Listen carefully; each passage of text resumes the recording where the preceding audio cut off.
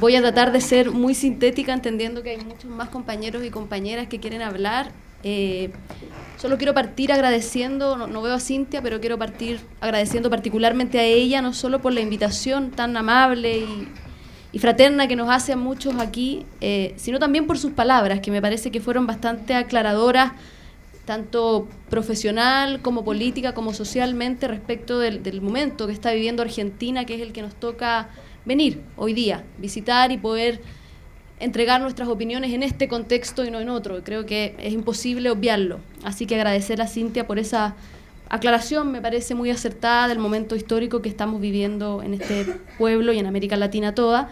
Y también agradecer a Víctor Hugo, que además de estar aquí acompañándonos, me parece que es un ejemplo también de emblema de ese periodismo que ha sido inquieto, que ha sido fisgón, que se ha preocupado justamente de velar la politicidad de nuestro trabajo, ¿no?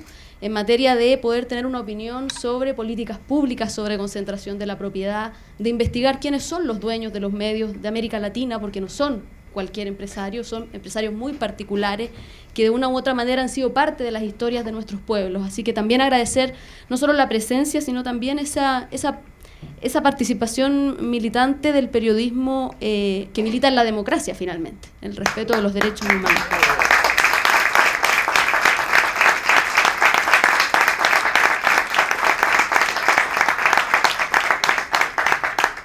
Dicho eso, y ahora que está Cintia, que el aplauso era para ti también,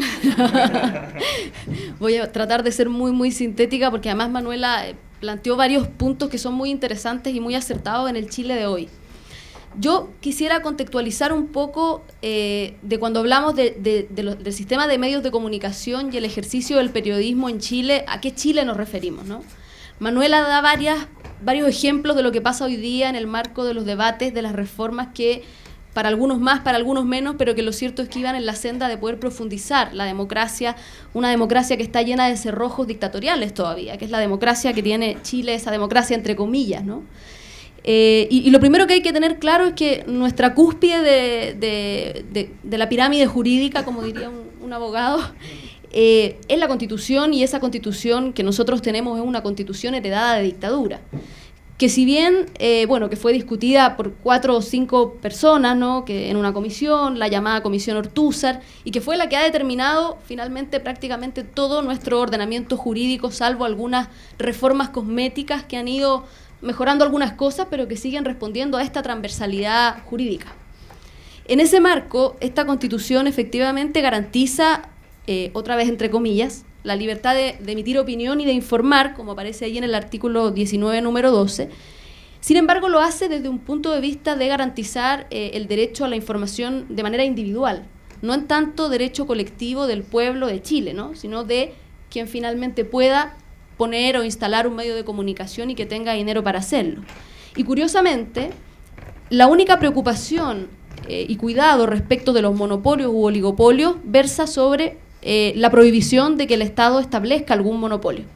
Curioso en un país que no tiene medios del Estado. Irrisorio. No tenemos agencia de comunicaciones pública, no tenemos un medio impreso público porque fue privatizado por el gobierno de Sebastián Piñera. Inclusive sus maravillosas dependencias físicas que están frente a la moneda y que fueron utilizadas, si no me equivoco, por incluso gente que estaba escapando del bombardeo el 11 de septiembre de 1973, que también fueron puestas en licitación pública para que algún privado pudiese acceder. Es decir, no hay medios impresos públicos. Y lo único más cercano a lo público sería Televisión Nacional de Chile, que es un canal que por ley está obligado a financiarse por publicidad, por ende la parrilla programática que ofrece es prácticamente igual que la de un privado, como bien señalaba Manuela. Dicho eso, ¿qué es lo que tenemos en Chile? En 3 puntos. Primero, una herencia dictatorial clara, pero también una administración de los primeros gobiernos democráticos de la transición pactada que administraron ese modelo y que no tuvieron voluntad política ni intencionalidad mayor de querer cambiarlo. Eso implicó que, tal como muchos otros derechos sociales, como el de la educación, el de la salud, el derecho a la comunicación fuera entregado al mercado, pero con la voluntad política de hacerlo de esa manera. Tanto es así que nuestro Estado no tiene ninguna institucionalidad pública relacionada a la política pública en materia de comunicación. Solo tenemos un vocero de gobierno, el secretario general de gobierno, quien lo que hace es la vocería de la presidencia. En el fondo busca que la presidenta y el gobierno aparezcan en los medios de comunicación ya hegemónicos. Y además tenemos una serie de regulaciones dispersas que no resuelven el problema estructural, que muchas veces son incoherentes entre sí, por lo tanto, a veces se permite una cosa, pero se prohíbe la misma cosa en otra ley, por lo tanto, es casi una apología a lo absurdo, ¿no? A estos medios círculos viciosos dentro de la misma ordenamiento legal. Y por cierto, hemos tenido esta voluntad política que yo planteo y que desde mi punto de vista se grafica de manera magistral en esta frase que entregara el primer vocero de gobierno, el primer equipo de comunicaciones del primer gobierno de la transición pactada a la democracia, pactada entre los nuevos partidos democráticos y el saliente dictador, para que quede clarísimo. Y ellos dijeron entonces que la mejor política comunicacional es que no haya política comunicacional. Por lo tanto, se tecnificó el debate, se despolitizó absolutamente, solo los entendidos podían hablar de él, pero desde el punto de vista de la hegemonía que ya existía, digamos, discursivamente y no buscando ejercicios contrahegemónicos. No voy a leerles todo eso, pero me parece que esos 5 puntos grafican claramente la dispersión de leyes que les hablo. Nosotros tenemos, la Constitución, que es lo que aparece arriba que no se ve, la ley de prensa, la ley del Consejo Nacional de Televisión, la ley de concesiones radiales, la ley de televisión nacional y la ley de televisión digital, a lo menos en materia de comunicaciones, ninguna de ellas debatida en un gran discurso político que las vincule entre sí. Y peor todavía, hasta la reciente aprobación de la ley de televisión digital el año pasado, no teníamos ninguna de estas que versara sobre alguna preocupación en torno a la regulación de la concentración de la propiedad. No había ninguna. Ninguna ley tocaba este problema, salvo la Constitución, como les señalaba, en materia de concentración estatal. Tímidamente, y gracias, creo, a una lucha que dimos varias organizaciones sociales, entre ellas el Colegio de Periodistas y otras, Fucatel también, logramos que la ley de televisión digital aprobada hace un año atrás incorporara tímidamente que los nuevos concesionarios de televisiones digitales no puedan tener más de una concesión que ya les permite tener varios medios. Sin embargo, ellos tienen, los medios de televisión hegemónicos tienen inmediatamente por gracia una concesión ganada, no tienen que postularla. Es decir, les regalamos un trocito una vez más de posibilidad de emitir, no así, por supuesto, los canales comunitarios que llevan 10, 15, 20, 30 años haciendo televisión, luchando contra la dictadura en su momento, etc. Dicho eso, la verdad es que el panorama, como bien señalaba también Manuela muy someramente, yo lo digo también muy rápido, el panorama que tenemos es nefasto. 80% de la circulación de los medios impresos están en manos de 2 grandes conglomerados, que para ser más gráficos todavía les pongo ahí con fotito quiénes son, ¿no? El señor Agustín Edwards, bastante conocido por la región, bastante conocido no solo en Chile, sino en sus distintas participaciones en momentos funestos de las historias de nuestros pueblos, concentra todos esos medios de comunicación de Arica a Punta Arenas. Y el señor Sayé, que está justo del lado derecho, concentra todos esos otros medios impresos que también incluyen, por cierto, radios, incluso están indagando ahora en canales de televisión, a propósito de la apertura de la ley de televisión digital. La pregunta es, ¿quiénes son estos señores? Yo lo que les decía al comienzo, no son cualquier empresario, uno podría decir, aséptico, que no tienen alguna opinión. Lo grave está aquí en que estas personas tienen una opinión muy clara, que el problema no es que la tengan, el problema es que concentran las plataformas más visibles de opinión en materia impresa y que se relaciona con esa opinión, que es esta, ¿no? Que es la opinión que ellos expresaron claramente durante la dictadura militar, cuando ambos medios de comunicación se prestaron para montajes periodísticos que fueron cómplices y que invisibilizaron las violaciones de los derechos humanos. Uno podrá decir, bueno, pero eso ocurrió hace 40, 30 años, ¿por qué tenemos que estarlo tratando ahora? El problema es que son estos mismos señores los que hegemonizan la palabra escrita en Chile y los que llevan la mayor parte de recursos desde el avisaje estatal, desde la pauta del Estado, ¿no? Y bueno, siguen siendo sin duda quienes marcan pauta también en materia de comunicaciones radiales y audiovisuales que toman estos diarios escritos para poder hacer sus distintos programas de discusión y leen sus portadas como, digamos, la opinión fundante de la discusión social en Chile. Modestamente yo les quería contar que, así como hay un diagnóstico complejo, yo diría que el punto de inflexión que generaron los estudiantes movilizados del 2011 fue permitir devolverle a las organizaciones sociales en Chile la credibilidad de poder hacer cosas, de poder generar articulación. Y modestamente, insisto, creo que como colegio de periodistas y como periodistas organizados en Chile, algo de esto hemos hecho.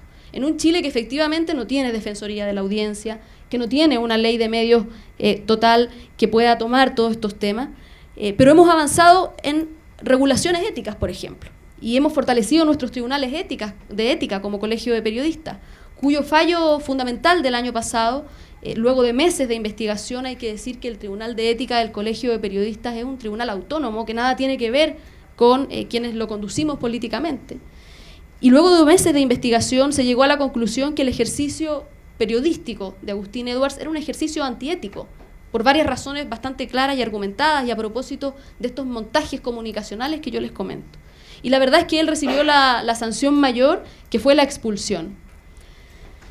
Y bueno, obviamente en los medios de comunicación en Chile esto no fue las grandes portadas, pero apareció bastante afuera y fuimos bien consultados a propósito de un poco la osadía política y gremial que significaba esto, tomando en cuenta el poderío que tiene Agustín Edwards en Chile y en América Latina.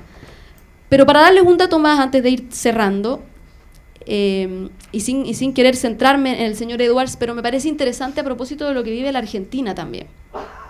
Nosotros acabamos de presentar junto, y les traje una fotito que vamos a pasar rápido, junto a la presidenta de la Agrupación de Familiares de Ejecutados Políticos y la presidenta de la Agrupación de Familiares de Detenidos Desaparecidos de Chile, acabamos de presentar entonces ahora una persecución penal contra Agustín Edwards. Una cosa tiene que ver con las sanciones éticas periodísticas, que son las que mencionaba antes. Una cuestión distinta y imposible de obviar tiene que ver con la persecución penal de los delitos cometidos por este señor, que hoy día, insisto, hegemoniza más del 60% de los diarios en Chile. Y bueno, esta sanción penal busca, solicita, digamos, el procesamiento de este señor por el delito de sedición y de complot del gobierno democráticamente electo de Salvador Allende. Yo me atrevería a decir que dentro de la diversidad de los periodistas en Chile, que estamos organizados hoy, y pese a las diferencias que podemos tener, hay una cuestión que creo que compartimos muy fuertemente, y es que hoy día el periodismo debe ser responsable y ético y debe respetar los valores democráticos y los derechos humanos, sin importar la opinión que podamos tener cada uno de nosotros. Estoy terminando porque tengo el cero. El resto de los mercados ustedes los conocen relativamente, pero voy a pasarlo muy rápidamente. El actor dominante en nuestras radios son Iberoamericana, Radio Chile, ¿verdad? 45% del mercado pertenece a ese conglomerado español, bastante conocido, con todas esas radios ahí. El Grupo Prisa, exactamente. La televisión, Manuela lo pasó, lo dijo brevemente, y efectivamente así es, una televisión privatizada, sin canales públicos. Y bueno, en el caso de Internet, ya conocemos que los primeros usos de Internet son Google, Facebook, obviamente no es un espacio de democratización. En el caso, por ejemplo, de Chile, el número 12 más visitado es emol.com, que pertenece al Mercurio, por lo tanto es más un medio hegemónico. Yo solamente quiero terminar con este ejemplo, y aquí sí termino. Y a propósito de las narrativas de las que hablaba Manuel ayer, que me parecía muy interesante lo que decía. Cuando se produce la movilización del 2011 en Chile, y que para que veamos que no es suficiente ni el laissez-faire del mercado, ni la mano invisible, y que es necesario regular, se produjo que en las calles habían cientos de miles de estudiantes movilizados con sus padres, con sus profesores, y en tanto el canal informaba respecto de eso, el canal público, Televisión Nacional de Chile, tal como todos los otros medios privados, se resistían a dar esta información, ¿no? Y cuando el canal público decide darla, obligado, porque ya eran 300.000, 400.000 marchando por la Alameda, la entrega de esa manera. Cada vez que hablaba del movimiento estudiantil lo hacía mostrando un encapuchado, criminalizando evidentemente lo que verdaderamente estaba pasando en la Alameda y en otras ciudades en Chile, que era eso, que nada tenía que ver con encapuchados. Y el segundo ejemplo que les quiero decir, para no ser terminar tan tristes, es que con todo eso es posible hacer contrahegemonía. Yo creo que la hegemonía discursiva no es más que un desafío que nos instala hoy día no solo la institucionalidad de los estados, sino también a las organizaciones sociales y a los gremios de periodistas y de trabajadores de las comunicaciones, para poder confrontar aquello. Y un caso muy claro, me parece a mí, fue el caso del 2010 de los mapuches que llevaban 60, 70, 80 días en huelga de hambre y que obligaron, por vía de los ejercicios contrahegemónicos que generaron los medios comunitarios de esa zona de la Araucanía, a poder generar en pauta este problema como una noticia. Y no solo los medios hegemónicos en Santiago y en Chile, en el resto de las ciudades importantes de Chile tuvieron que verse obligados a mostrar esta noticia, sino también el mundo entero. Y eso fue una fuerza que generaron precisamente los medios comunitarios mapuche, que hicieron una labor realmente impresionante. ¿Cuál es el camino? Bueno, creo que Argentina, en cierta forma también Ecuador, Venezuela, varios países nos hablan de aquello. Yo creo que es la lucha que hay que dar. En Chile estamos discutiendo una nueva constitución, hay que dar esa disputa. Estamos peleando porque la discusión se materialice en una asamblea constituyente y, por cierto, creemos que es necesario debatir también una ley de medios y comunicaciones, que es lo que intentamos construir con todas estas discusiones. Así que muchas gracias y perdón por el celular.